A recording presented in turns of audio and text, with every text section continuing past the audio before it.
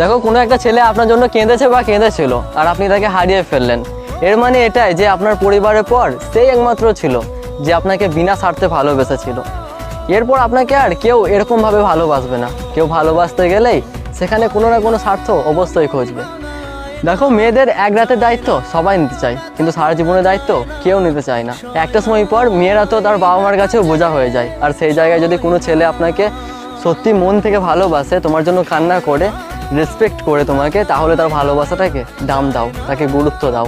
আমি অনেক মেয়েকেই দেখেছি অনেক ছেলের জন্য কান্না করতে, কিন্তু আমি কখনোই দেখি নাই একটা ছেলেকে একটা মেয়ের জন্য কান্না করতে। খুব কম হয়। মেয়েরা তো যে কোনো কিছুর জন্য, যে কারোর জন্য চেয়া ভ্যা করে কান্না করতে শুরু করে, কিন্তু ছেলেদের ক্ষেত্রে এরকমটা হয় না। ছেলেদের বুক ফেটে যায়, তবুও মুখ দিয়ে একটা টু শব্দ বের হয় না, চোখ দিয়ে এক ফোঁটা জল বের হয় না। ছেলেদের চোখের জলের দাম কেউ দিতে পারে না। আর সেই জায়গায় যদি তোমার জন্য কেউ